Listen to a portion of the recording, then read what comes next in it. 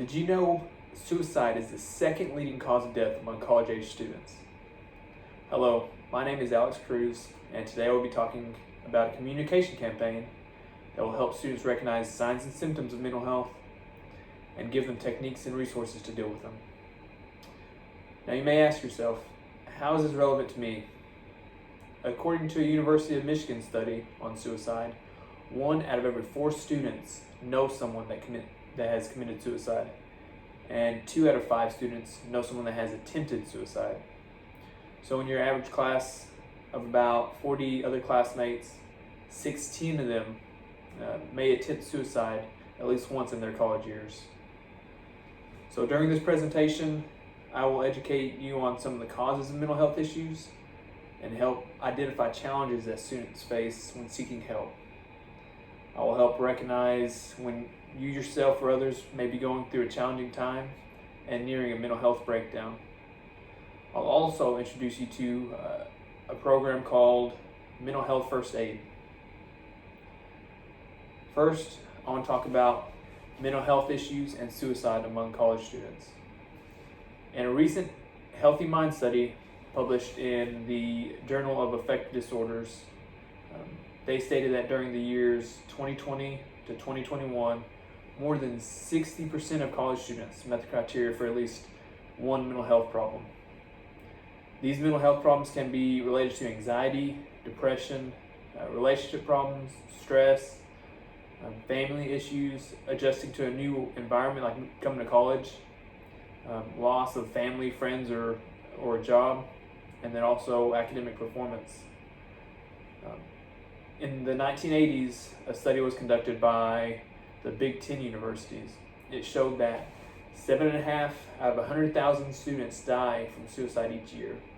And a more recent 2013 study of 157 four-year colleges that was published in the Journal of College Student Psychotherapy found that suicide was the second leading cause of death for college students following accidental injuries. Suicide was more common than cancer, homicide, or alcohol-related deaths. So since 2007, the annual Healthy Mind study has surveyed over 500,000 undergraduates and graduates and found that from 2007 to 2021, 21% of students reported intentionally injuring themselves. In 2022, that number increased from 21% to 28%. Next, I want to talk about the challenges that students face when attempting to get help. So now they've recognized that they need additional help, and now they're going to seek out counseling. So with the rise of mental health issues also comes the rise in students seeking help. According to data collected by Penn State University's Center for Collegiate Mental Health, between 2009 and 2015, there was approximately 40% rise in students seeking help. This means that counseling centers could easily become overworked and start to prioritize only the major critical problems such as the suicidal ideations and critical trauma. That means students with minor anxiety or minor depression, they wouldn't get as much help, and their issues could advance in the near future and become even worse problems. Some other challenges that students face when seeking help is the stigma behind mental health. They may not want others to see them as over-emotional or may feel shame for wanting to get help. They may want to work through problems themselves and be self-reliant. They may think help is a lot harder to get than what it actually is. They may not know all the resources that are out there.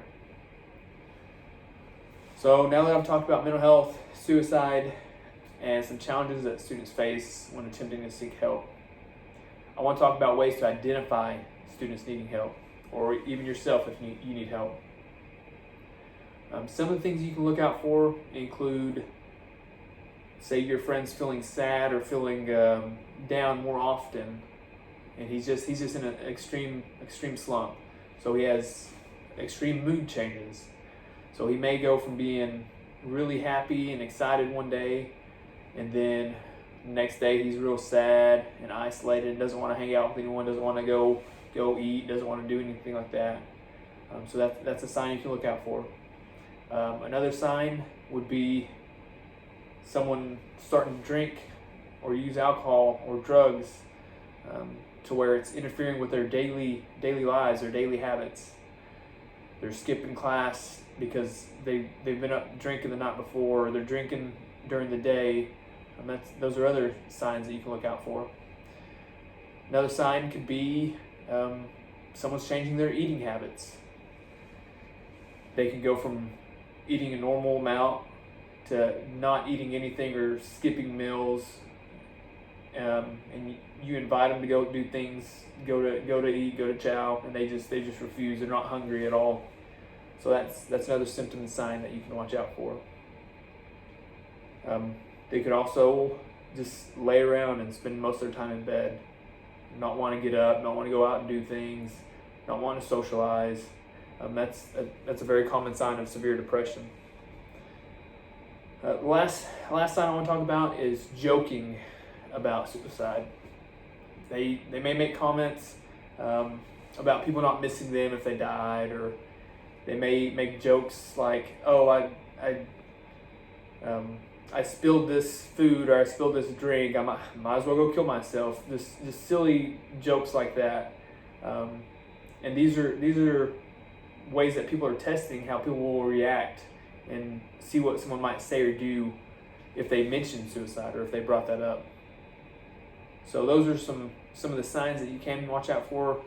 You may see yourself starting to sleep too much or change your eating habits, and that might be some things that you need to look at and decide if you want to start talking to someone or if you need to start talking to someone. So finally, last point I want to make, I want to talk about mental health first aid. Okay, most people know how to perform CPR. This is a very basic tool that everyone has in their tool belt. Everyone knows and everyone's taught to give chest compressions to beat Staying Alive by the Bee Gees. But why don't we know how to perform first aid when talking about mental health?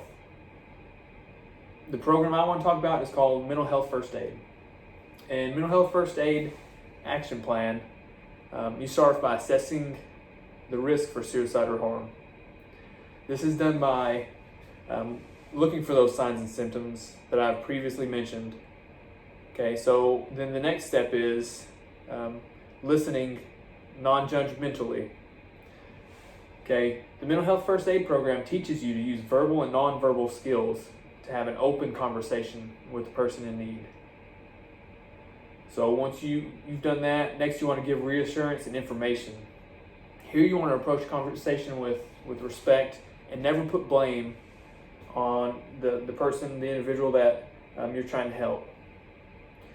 Mental First Aid provides information and resources that you can give to someone in order to provide emotional support and help. Then you want to encourage them to find the most appropriate help.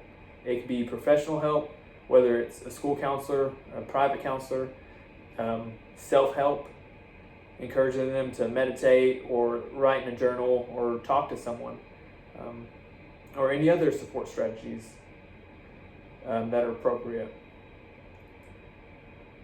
So when talking about raising the awareness of this program, it's quite simple. The Mental Health First Aid Program is something simple that resembles CPR and can reach every college student by simply making it a part of the freshman orientation class. I know most colleges, including Southeastern, have freshman orientation where they learn about the school and all the available resources. But why not teach mental health first aid as well? This gives them another tool in their tool belt to where they can look out for their fellow classmate or themselves and potentially save a life. Another way to raise awareness of this program would be promotion on social media, especially talking about the college's social media. The students' health and well-being should be one of the main focal points for college student success. So I think if mental health first aid program is taught to freshman students, then it gives them an essential tool that they can use to fight against mental health crisis. They may not have experienced any mental health issues in the past, but being able to recognize possible problems going forward allows them the opportunity to act before it's too late. So in conclusion, today I spoke about mental health and suicide among college students, the challenges they face when seeking help, signs and symptoms that you can look out for yourself or for a fellow classmate. And then we also learned about the mental health first aid program. So at this point, I'm challenging you to add the mental health first aid to your tool belt and potentially save a life. Thank you.